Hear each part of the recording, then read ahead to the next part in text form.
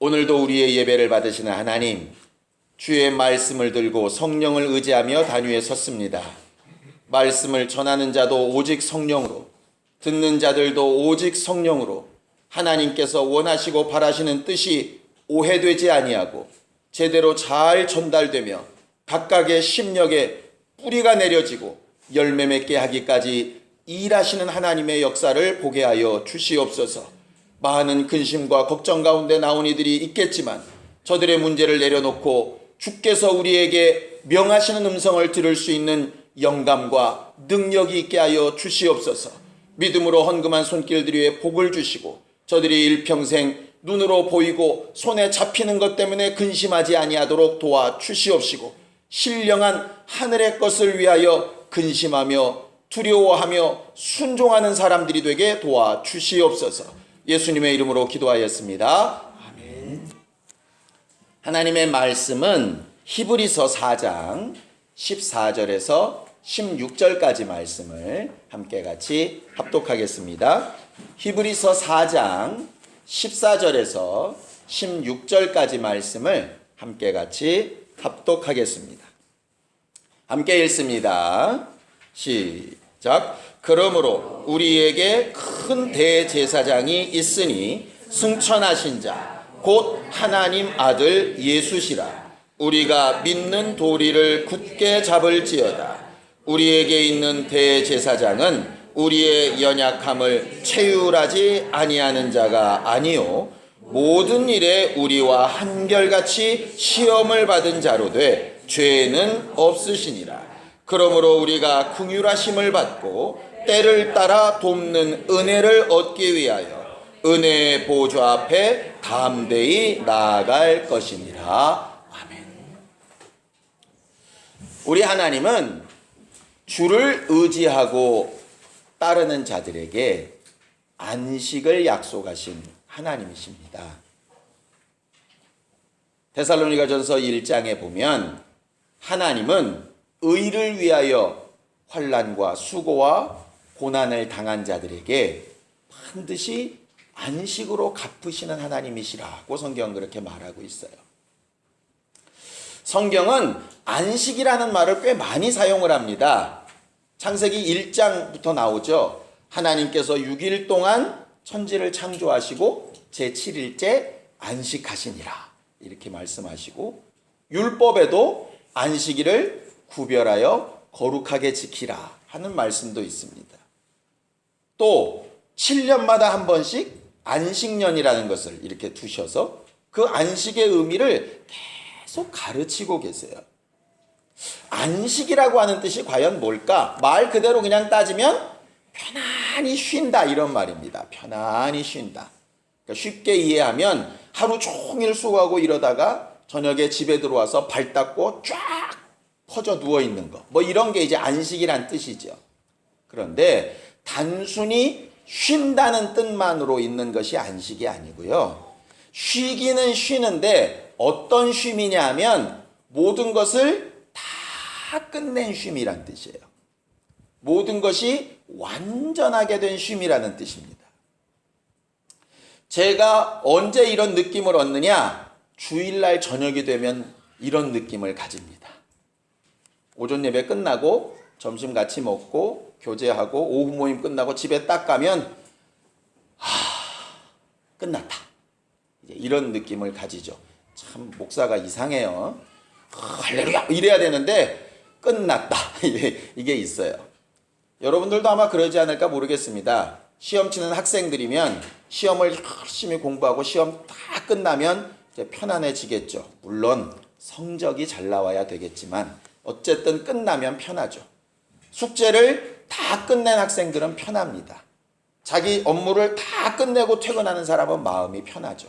그런데 집에 쉬면서도 안 편한 경우가 있습니다. 내일 해야 될 일이 산더미 같으면, 내일 내야 될 과제가 첩첩이 쌓여 있으면 너무 눈꺼풀이 내려와서 잠은 자지만 이게 내가 몸 안에 있는 건지 몸 밖에 있는 건지 자는 것도 아니고 안 자는 것도 아니고 이렇게 되죠.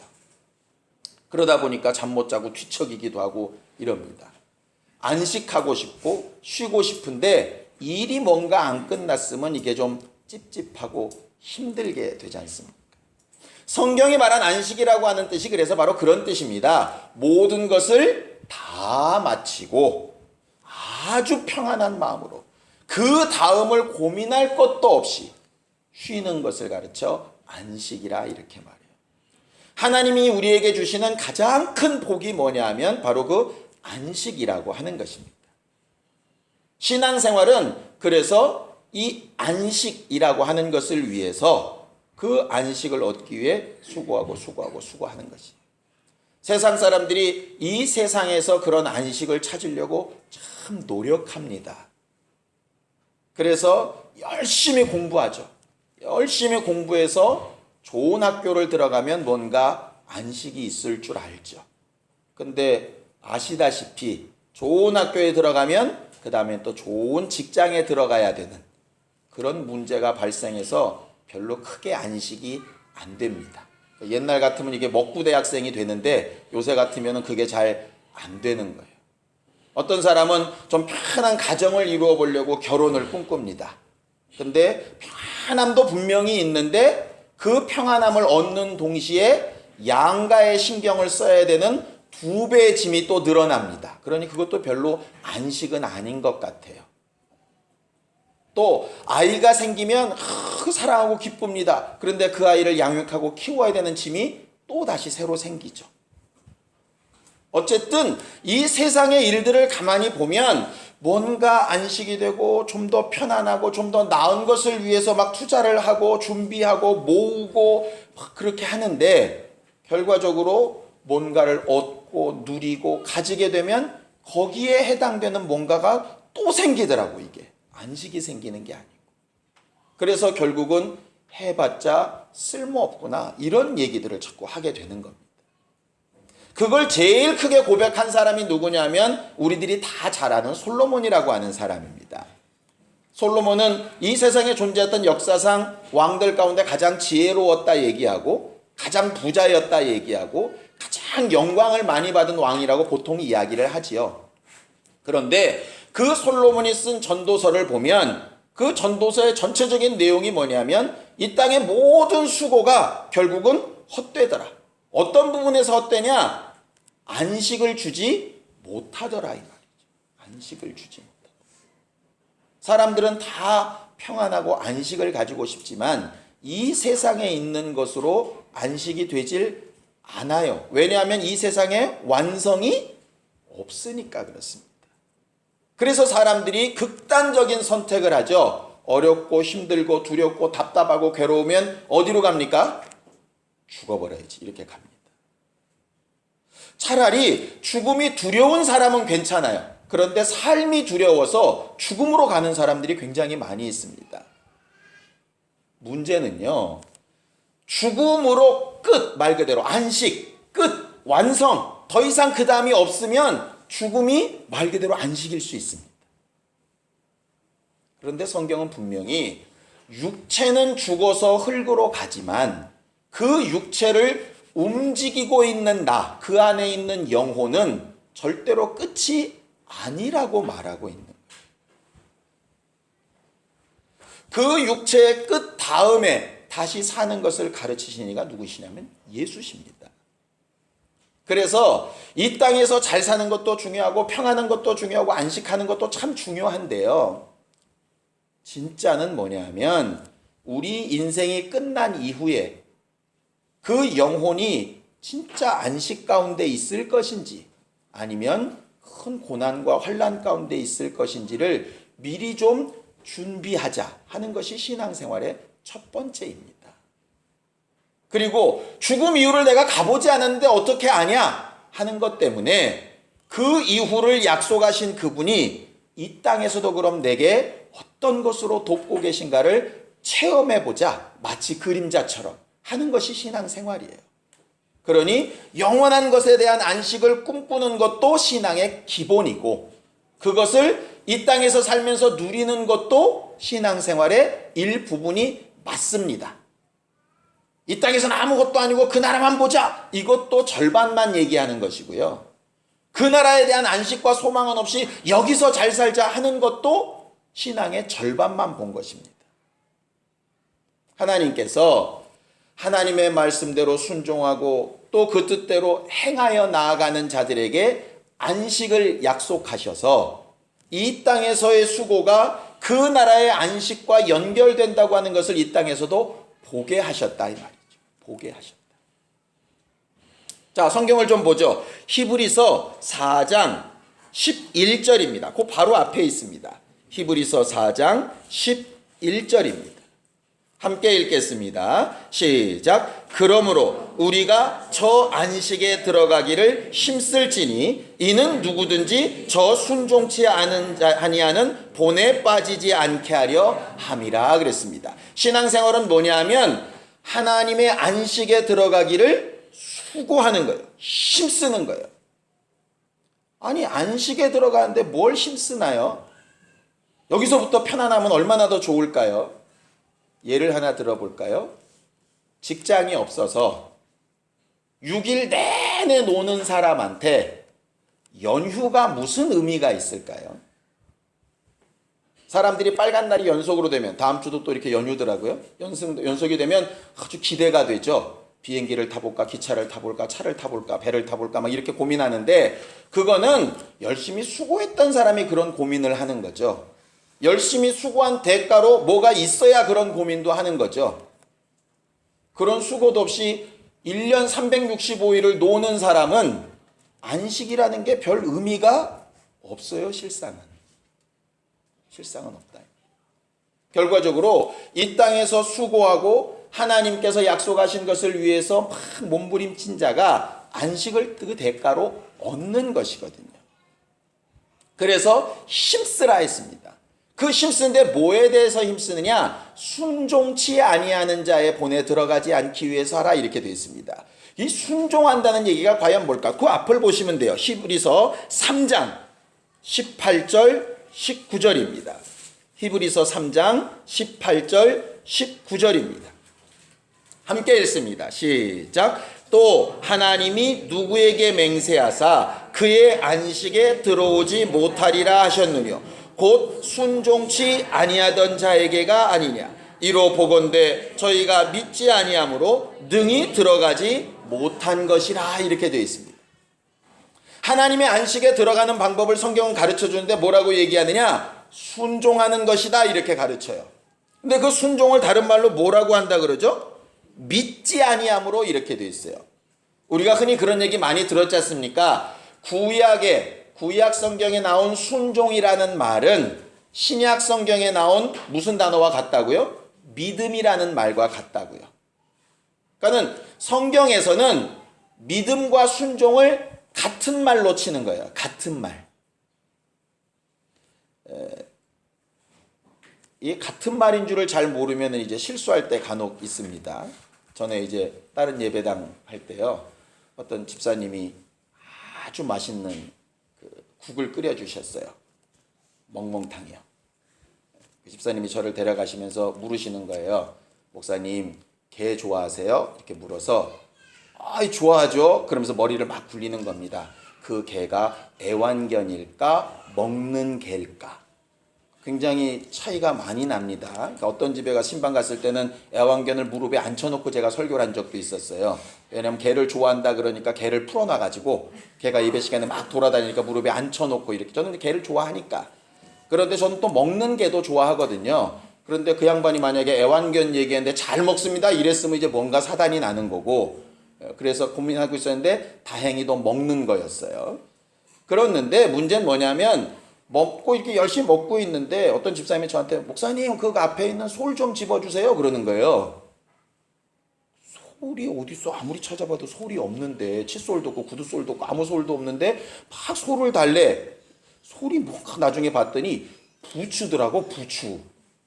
아니 그걸 부추를 부추라 그러지 왜 솔이라 그러는 거예요. 그래갖고 솔이 없는데 그 앞에 있대.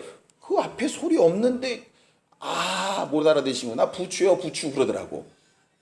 그러니까는 이게 우리는 순종하자 그러면은 부담스럽고 믿음을 가지자 그럼 별로 안 부담스럽잖아요. 근데 그게 같은 말이에요. 실상은 솔과 부추가 같은 말인 것처럼 순종과 믿음은 같은 말이라고. 그러니까 믿음이 있노라 하고 뭐 행한 게 없으면 결과적으로 믿음이 없다 하시는 말씀이 그 말씀이에요. 행동은 하는데 믿음 없이 행동하는 것도 마찬가지고요. 결과적으로 안식에 들어가고 영원한 안식에 들어가고 내 영혼을 준비시키고 하는 모든 일에 가장 필요한 것은 믿음, 결국 순종하는 일이라 하나님의 말씀대로 하는 것입니다. 이제 문제는 거기서부터 발생을 하는 거예요. 구약에 주신 율법들을 지켜보려고 몸부림쳤던 사람들이 있었습니다. 바리새인들, 대제사장들, 서기관들, 이런 하나님의 법대로 살아보려고 몸부림쳤던 사람들. 일주일에 몇 번씩 금식하고 하루에 3번씩 기도 시간 한 번도 안 어기고 때때마다 양 잡고 소 잡고 염소 잡고 그래가지고 피 흘려서 제사 드리고 자기 수입에 11조 제대로 드리고 꼬박꼬박 다 하고, 그런데도 불구하고 100개를 지키다가 하나를 어기면 다 어긴 꼴이 되는 거예요. 순종하고 믿고 가다가 결국 한 가지만 문제가 생기면 어긋나게 되는 거예요. 그러니까 지금까지 했던 것들이 다 완전히 무효가 돼버리고 마는 거죠. 마치 이런 겁니다. 시험을 엄청나게 잘 봤는데 이 사람이 핸드폰을 안 맡겼어. 대학 입시 때. 그러면 모든 것이 다 무효입니다. 아무리 시험을 잘 봤어도 소용이 없어요. 그거 하나 때문에 완전 다 무효예요. 자격 상실. 그렇게 되면 우리의 수고를 가지고 어떻게 하냐 이 말이죠. 그래서 오늘 성경 본문 얘기하는 겁니다. 자, 14절을 다시 한번 보겠습니다. 14절. 이렇게 안식에 들어가야 되는데, 안식에 들어가려면 순종하는 믿음이 있어야 되는데, 그 순종하는 믿음으로 우리는 들어갈 능력도 자격도 없으니. 왜냐? 남을 살인하지 말라 하시는 말씀에 미워만 해도 살인이라 하시니 우리는 도무지 가능성이 없고, 다른 사람을 이렇게 보면서 너무 예쁘다 이것만 해도 간음했다 그러시니 가능성이 없고, 남의 것을 보고 저거 좀 가졌으면 좋겠다 마음만 품어도 도적질이라 하시니 가능성이 없는 사람이 됐다 이 말이에요.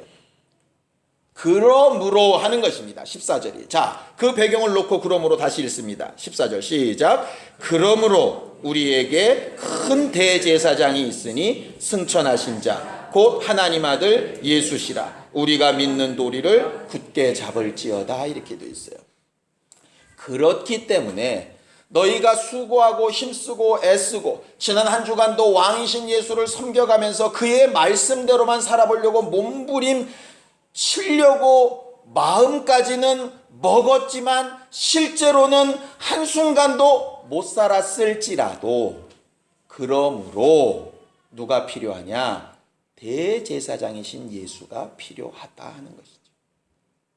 대제사장은 성경에 말한 대로 다른 사람의 죄를 대신해서 피를 가지고 하나님 앞에 나아가 그의 죄를 속죄받도록 해주는, 다른 말로 하면 변호사, 다른 말로 하면 간구자, 다른 말로 하면 화목하게 하는 사람이라고 하는 뜻입니다.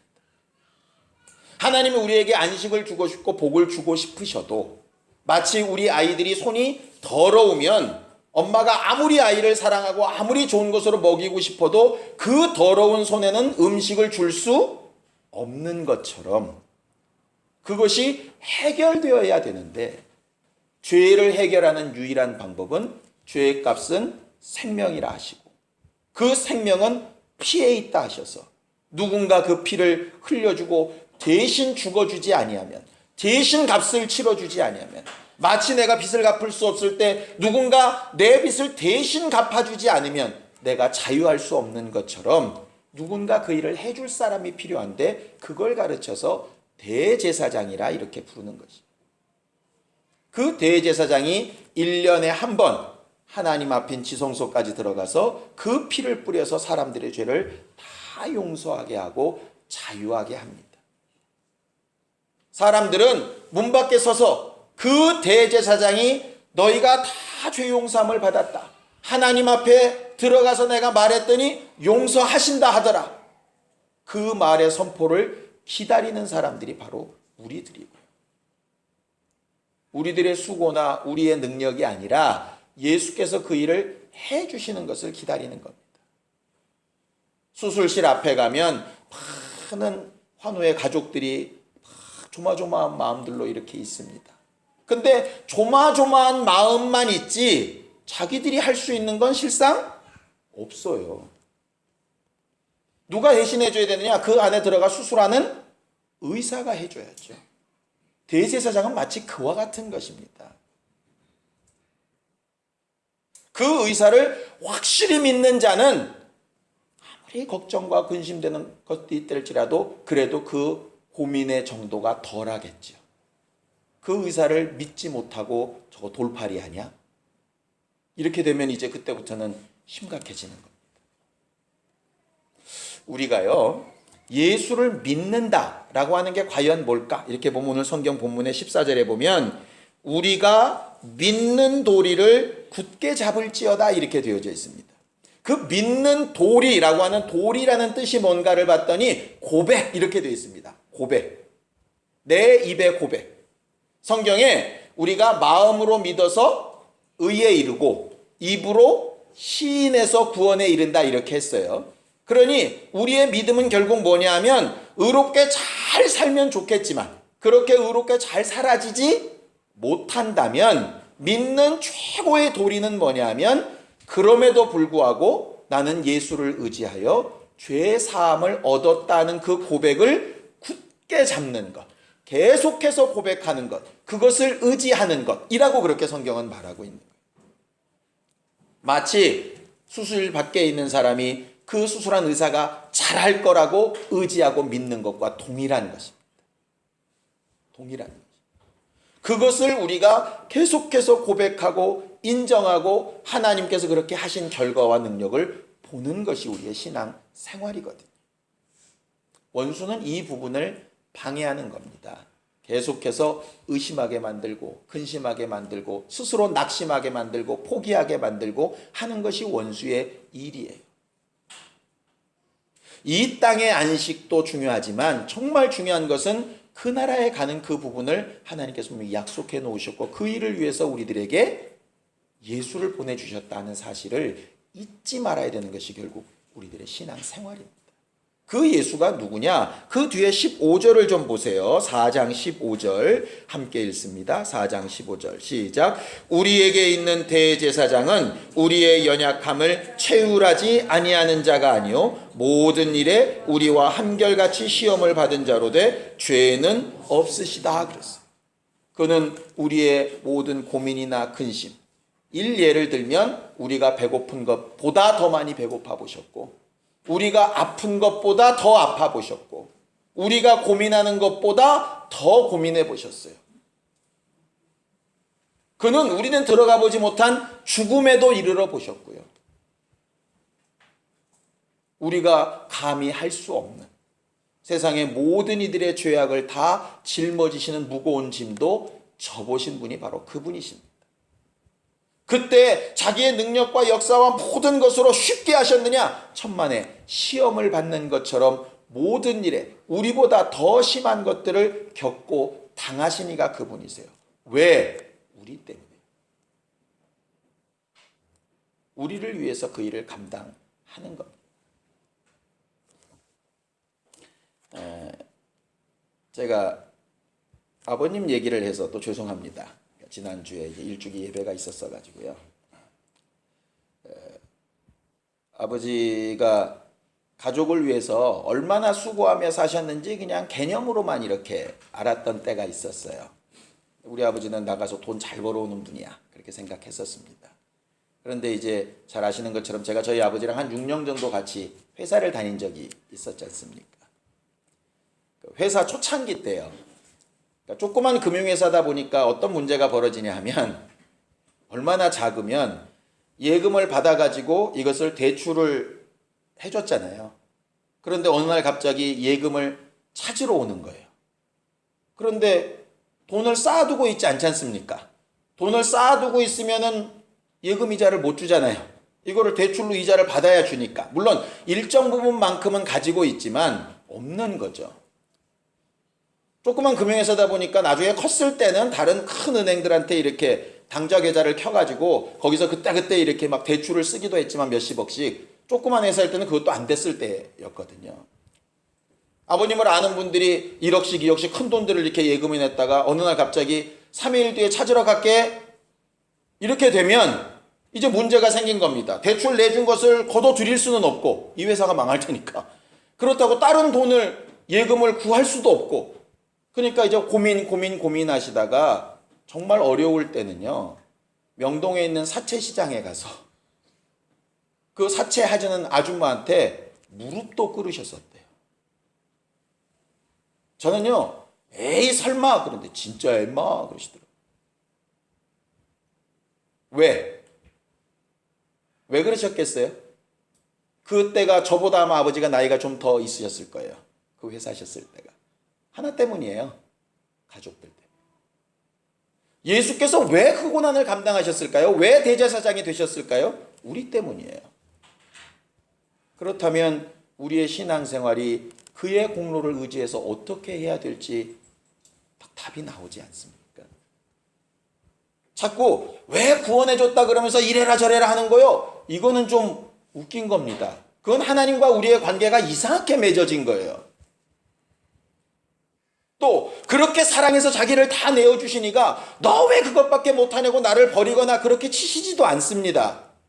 단지 그렇게 사랑하는 그이가 내가 너를 이렇게 사랑했으니 그 마음을 알아주고 너도 나를 사랑하고 너와 함께하는 이들에게도 그 사랑을 좀 나누고 그렇게 해주기를 바라시는 것이지요. 그것을 가지고 징계하기를 결심하셨으면 처음부터 십자가를 지실 필요가 없는 게 그분이세요. 아버지도 그 뜻으로 아들을 보내셨고요. 아들도 그 뜻으로 일하셨습니다. 그래서 우리가 일생 살아가는 동안에 절대로 놓치지 말아야 될 믿음이 뭐냐면 대제사장이신 그 예수를 의지하는 거예요. 어쩔 때는 우리 뜻대로 되어지지 않을 때 있죠. 예를 들면 대제사장이 지성소에 들어갔는데 평소보다 일찍 안 나오는 거예요. 그럼 밖에 있는 사람이 두렵고 떨리겠죠. 그러나 언젠가 때가 되고 확정한 때가 되면 다시 나오게 되는 것처럼. 그래서 16절에 얘기하는 겁니다. 우리가 주의 긍휼을 구하고 은혜를 구하는데 언제를 위해서 구하느냐? 때를 따라 돕는 은혜를. 이 때를 따라가 뭐냐면 하나님께서 정하신 그때에 합당하게 이런 말이에요. 그때에 주시는 은혜를 구하고 그를 의뢰하는 것이 신앙생활이라고 말하고 있다 이 말이죠. 중요한 것은 이제부터입니다. 과거에는 그 대제사장이 없으면 아무도 하나님 앞에 나아갈 수 있는 방법이 없었어요. 그냥 막연하게 기다리기만 하면 됐었습니다. 그런데 신약에 와서 성소와 지성소 사이에 휘장을 찢어 놓으신 이후에는 제사장만 되면, 대제사장은 아니더라도 제사장만 되면 하나님을 섬기는 일을 하기로 마음만 먹는다면 얼마든지 그 피의 은혜를 입고 물두멍에서 회개하여 자유하게 되듯이 자유함을 얻고 들어가서 성령의 등불을 켜듯이 밝은 인도하심을 볼 수 있고 떡을 드려 헌신하듯이 그렇게 주 앞에 기쁨으로 헌신할 수 있고 향단에 향기를 펴서 하나님 앞에 기도하듯이 입을 벌려 말할 수 있는 어느 누구라도 할 수 있는 그 기능들을 우리에게 주셨다라고 하는 거예요. 예수께서 대제사장으로서 역할을 하셨기 때문에. 목사는 죽었다 깨나도 여러분들의 대제사장이 될 수 없습니다. 왜냐? 목사나 여러분들이나 같은 사람이기 때문에 그렇습니다. 자, 성경을 보죠. 베드로전서 2장 9절입니다. 베드로전서 2장 9절입니다.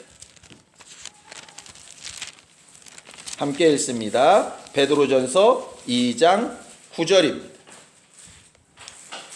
시작. 오직 너희는 택하신 족속이요 왕같은 제사장들이요 거룩한 나라요 그의 소유된 백성이니 이는 너희를 어두운 데서 불러내어 그의 기이한 빛에 들어가게 하신 자의 아름다운 덕을 선전하게 하려 하심이라. 우리 자체를 가르쳐서 왕같은 제사장들이라 다 그렇게 얘기했습니다. 천주교회와 기독교회의 다른 점이 여러 가지가 있겠지만 가장 중요한 점 중에 하나가 바로 여기에 있습니다. 아직도 천주교회는 비난을 하려는 것이 아니고요. 아직도 천주교회는 신부를 통해서 뭘 해야 된다고 말을 합니다. 그래서 죄도 신부를 통해서 고백해야 되고 기도도 신부를 통해서 해줘야 된다라고 생각을 합니다. 어떤 의식이나 이런 부분도 신부를 통해서, 말씀을 배우는 것도 신부를 통해서 이렇게 되어져 있습니다. 근데 기독교의 처음 출발은 거기서부터 벗어나는 거였어요. 목사나 이런 사람들을 무시하자는 얘기가 아니고요. 직분이 다르다 뿐입니다. 예를 들어서 대제사장만 지성소안까지 들어가고 나머지 제사장들은 다 일들이 다르거든요. 누구는 물두멍에 물만 채우는 사람도 있고요. 누구는 나무 패는 것만 하는 사람도 있고요. 어떤 사람은 재만 긁어내는 사람도 있고 어떤 사람은 계속 등불만 붙이는 사람도 있고 어떤 사람은 떡 굽는 사람도 있고 각각 직무가 다르듯이 여러분들이나 저나 똑같은 제사장들의 직분으로 하나님께서 부르셔서 수고하여 안식에 들어가게 하셨는데 저한테는 예배 인도하는 일을 맡기셨고 여러분들은 또 다른 일들을 맡기신 거예요. 그것뿐입니다. 차이 없어요. 그러니까 여러분들이 저한테 기도를 해달라고 부탁을 굳이 안 하셔도 돼요. 여러분들이 기도하시면 돼요. 단지 저는 돕는 자로 여러분들이 기도할 때 힘을 도와서 함께 하기를 원할 뿐입니다. 제가 여러분들을 위해서 대신 기도 드려드릴 수 없어요. 결과적으로 신앙생활은 각각 주를 의지하여 하는 겁니다. 목사는 돕는 자에 불과해요. 우리가 의지해야 될 사람은 같은 제사장인 저나 같은 제사장인 김집사, 이집사가 아니라 우리가 의지해야 될 대상은 우리를 위하여 우리보다 더한 것을 감당하신 제사장이신 예수 그리스도 한 분뿐입니다. 이것이 분명해지면 우리들이 안식을 향해서 어떻게 수고해야 될지가 답이 바로 나와버리게 돼요. 또 못한 일에 대해서 근심하고 괴로워하고 낙심하고 실망하고 나는 죄인이야 머리를 쥐어뜯고 그런 고민을 할 필요가 없게 됩니다. 왜? 그것 때문에 대제사장을 세워주신 것이니까. 원수는 그래서 예수가 다 했으니 너는 직접 할 필요 없다. 목사가 다 해줄 거야. 그렇게 착각하게 만들고요. 또 반대로 야 그렇게 해줬는데 왜 이렇게 넌 못하냐? 이러면서 정죄하여 착각하게 만듭니다. 그래서 정죄 받지도 말고 누가 다 해주리라 손 놓고 있지도 말고 우리의 대제사장을 믿는 믿음과 안식을 향하여 수고하는 순종 두 가지가 다 있는 사람이 대제사장이신 예수를 잘 섬기는 사람이에요. 이 사실을 계속해서 가르치시고 생각나게 하고 의지하게 하시는 이가 성령이십니다. 성령의 인도하심을 받는 삶은 그래서 남들이 다 낙심할 만한 때에 낙심하지 않는 게 성령의 인도하심을 받는 사람이고요. 다른 사람들이 다 스스로 자기 의의가 있다. 이래서 나 잘났다고 스스로 얘기할 때 스스로 연약하고 부족하고 하나님 앞에 죄인이라고 고백하는 사람이 성령의 인도함을 잘 받는 사람입니다. 성령의 인도하심을 제대로 받지 못하면 하나님이 날 떠났나 보다 착각하게 되고요. 하나님과 상관없이 나처럼 신앙생활하는 사람이 어딨어? 이런 식으로 말하는 사람으로 변질되게 됩니다. 성령의 음성을 잘 듣는 우리 모두가 되기를 예수님의 이름으로 축원합니다. 이번 한 주간도 우리는 말씀대로 안식을 위하여 수고하는 사람이 되어야 할 겁니다. 마치 좋은 시험 성적을 위해서 열심히 공부하는 학생처럼 좋은 대가를 얻기 위해서 열심히 직장에 나가서 일하는 직장인들처럼 자녀를 위해서 열심히 그들을 잘 양육하고자 몸부림치며 지혜를 구하는 부모처럼 그렇게 우리는 수고할 거예요. 그러다가 혹 우리의 연약함이 발견될 때 우리에게 대제사장이신 예수가 계신 것을 결코 망각하지 않고 입술의 고백으로 믿는 도리를 굳게 잡는 우리 모두가 되기를 예수님의 이름으로 축원합니다. 그것으로 인해서 다음 주에 다시 만날 때에는 이렇게 승리하며 살았다고 고백할 수 있는 신령한 우리 모두가 다 될 수 있었으면 좋겠습니다. 예수의 한번 부르고 간절히 같이 기도할 때 내 모든 죄를 대신하여 죽으시고 부활하신 예수의 은혜에 감사하는 것이고 우리가 수고함과 순종함으로 안식에 들어가기를 힘쓰는 사람이 되기를 결심하는 것으로 그렇지 못할 때 회개함으로 주께 나아가는 믿음의 도리에서 떠나지 않는 우리가 될 수 있도록 예수의 한번 부르고 함께 같이 기도하겠습니다. 하나님, 우리는 비록 이 땅에 살지만 우리의 믿음과 소망은 우리의 육체의 때가 끝난 이후 우리 영혼이 하나님 앞에 영원한 안식에 들어가는 것을 꿈꾸며 행합니다. 주 예수의 공로가 이를 보증하여 주는 능력이 되게 하여 주시옵시고, 때때마다 낙심하고 실망하고 근심하지 아니하고 주의 은혜로 인하여 새 힘을 얻으며 때를 따라 주시는 그 은혜를 사모하고 힘써 지켜 행하는 순종하는 교회들이 되게 도와주시옵소서. 우리를 사랑하사 주 예수께서 하신 일들을 하나도 잃어버리지 않게 도와주시옵시고, 우리 각각이 육체로 사는 일에 급급하여 하루하루만 지내고 끝나는 인생들이 되지 않고 영원한 날을 사모하며 미리 준비하고 자기 영혼을 윤택하게 하는 신령하고 영감있고 명철이 있는 성령을 의지하는 사람들이 되게 하여 주시옵소서. 저들의 있어야 될 것을 아시오니 도와주시옵시고, 이번 한 주간도 하나님이 저들과 함께하고 계신 것을 느끼고 간증할 수 있는 일들이 많아지도록 도와주시옵소서. 예수님의 이름으로 기도하였습니다. 아멘. 이제는 우리 주 예수 그리스도의 은혜와 하나님 아버지의 극진하신 사랑과 성령님의 감동하시고 교통하시는 분명한 증거가 대제사장이신 예수를 의지하며 살기로 결심하는 우리 모두 위에 이제로부터 영원까지 함께 있을지어다. 아멘.